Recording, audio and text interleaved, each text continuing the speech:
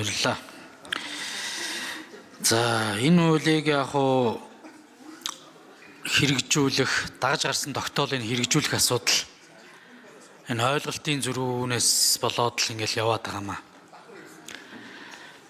Энэ орж ирж байгаа хууль уг нь бол одоо бас жоохон ухралтын шинжтэй л болчихлоо. Бид энэ үндсэн хуультай аваачаад улсын зэрэгэлтэй, орон нутгийн зэрэгэлтэй гэдэг нэг юм шал буруу нэр томьёо оруулсан. Улсын зэрэгэлтэй гэдгийн цаана одоо нэг улсаасаа салж тусгаарлах гэдэг юм шиг агуулгач яваад байгаа юм шиг юм утгагүй морцсон байхгүй. Бусад улс орнууд бол нийслэл хот.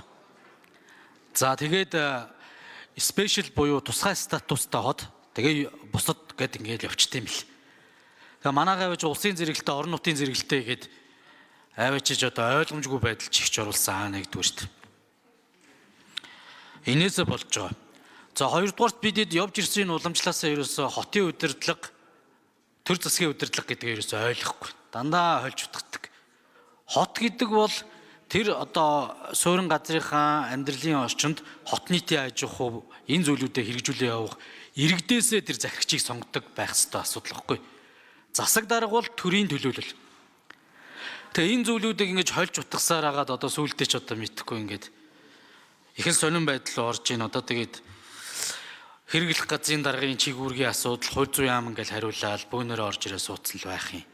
Ямар ч учиртай юм. Энэ нэгдсэн бодлого нь одоо тэгээд хэрэглэх газрын дарга зангидж чадгаа болцсон юм уу? Мэдхгүй байна. Гайхах. Тэгэхээр би одоо энэ том ухралт боллоо. Иргэд захирагчаа сонгодог байдлаас бидэд ухарж байгаа юм байна. Налаах багнуурыг бол ингээд хотолгоо хөгжүүлэхийг бол бүрэн дэмжиж байгаа. Гэхдээ зөвхөн энэ хоёрыг биш байхгүй. Тэгэхэл их сонин зүйл рүү орчлоо. Тэгээ энэ танилцуулга эдэр дээр хотыг одоо хүн амын одоо 30 мянгаас доошгүй байх хүн амтай байх шаардлагын тэр хангахгүй гэдэг дүгнээ өвччих. Тийм байхгүй шүү дээ. Энэ хуулийн төсөл үзэл баримт танилцуулгыг бичиж байгаа хүмүүс би хэлчихье. 30 мянган хүнтэй байх эсвэл 30 мянган хүнтэй доошгүй хүн амтай байхаар төлөвлөсөн гэж байгаа шүү. Та нар яагаад ингэж хууль зөрчиж улсын хурлыг ингэж тойрогдуулж танилцуулгын хуулийн танилцуулга бичээд байгаа. Энэ хуулийг ерөөсө бүтэн уншиж ойлгоогүй байгаа байхгүй. Тэрнээс 30 мянган хүн амьдрахаар хот олчдаг тийм зүйл байхгүй шүү дээ.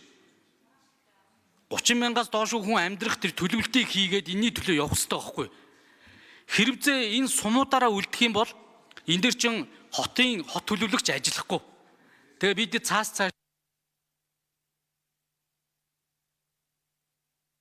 Зэ хариулъя. Амар сайхан гишүүн сайд хариулъя. За сайн зургийн зориг гишүүний хэлж байгаа асуудалтай ерөөдөө санал нэг байгаа. За яагаад хууль зүйн яамн дээр оруулж ирж байна гэхээр ерөнхий сайдын захирамжаар энэ ажлын хэсгийг ахлах асуудлыг хууль зүйн сайдад даалгасан учраас хууль зүйн яамнаас оруулж ирж байгаа. Уг нь бол хэрэглэх газрын эрхлэх асуудлын өрөөний асуудал. Гэхдээ энэ засгийн газар дээр яриад энэ одоо ажлын хэсгийг ахлах нь зүйтэй гэж шийдвэрсэн нэгдүгээрт. Хоёрдугаарт уг нь бас санал нэг байгаа. Энэ хууль хэрэгжээд явах. Ялангуяа энэ одоо нийслэл хэмээх нэг төвтөө төгжрөл бөглөрл агаарын бохирдол гээд эдийн засаг нийгмийн нэг төв болсон төвлөрлөөс олон төвд суурьсмал газрыг бий болгох, хот тосхны хөгжлийг хурцсах зорилгоор 24 онд энэ хууль батлагдсан. Харамсалтай нь одоо зарим аймаг орон нутгуудад эдгээр газрын одоо асуудлууд, хилийн зэсийн маргаан, газар олголт, дээрээс нь эдгээр асуудлыг шийдвэрлэхэд хүндрэлтэй нөхцөл байдлууд бий болсон байна гэдэг шалтгаанаар энэ хуулийг хэрэгжүүлэх боломжгүй байна гэдэг асуудал хэрэглэх газар дээр ажлын хэсгээр яригдсан байна.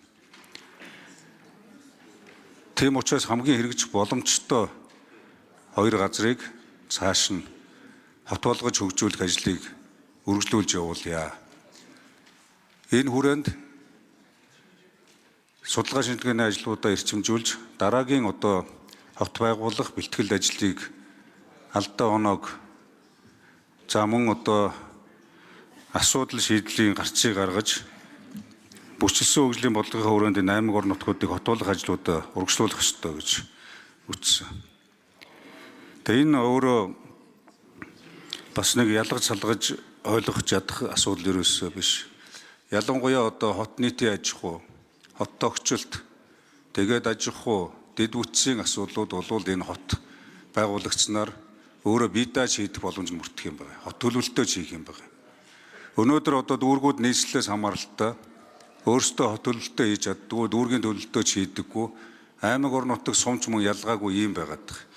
Тийм учраас энэ одоо хөгжлийн асуудлууд хооширч удааширч гацж байгаа зүйлүүд байгаа. Тэгэхээр тухайн оршин суугаа газрынхаа төлөвлөлт хүндрэл бэрхшээлийг өөрсдөө судалж шийддэг. Өөрсдөө тэр төлөвлөсөн ажлуудаа урагшлуулдаг байх. Эдийн засаг нийгмийн бие даасан байдлаа бий болгоход энэ хуулийн ач холбогдол уг нь оршиж байгаа юм байна. Тэгээд ямар ч байсан одоо энэ хоёр хотыг явуулаад цааш нь бол энэ хот байгуулах ажлуудаа ер нь эрчимтэй явуулахгүйгээр бид тулгымцсан асуудлуудаа шийдвэрлэх боломжгүй гэж үзэж байгаа учраас дараагийн шатанд энэ хуулийг хэрэгжүүлэх. За сайн зэрэг шүүн тодруулж ирсэн. Хууль зүйн дотоод иргэн сайд бас баярлалаа. Аль болохоор хэрэгжүүлчих, зөв ойлгуулчих гэдээ явж байгаа юм.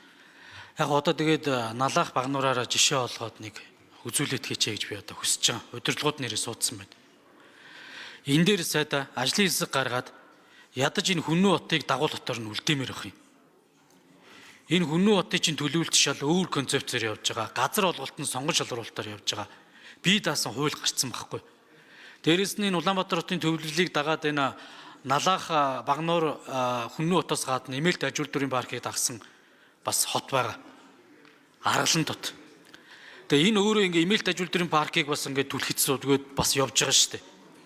Ийм зүйлүүдээс ингээ бид ухарж байна.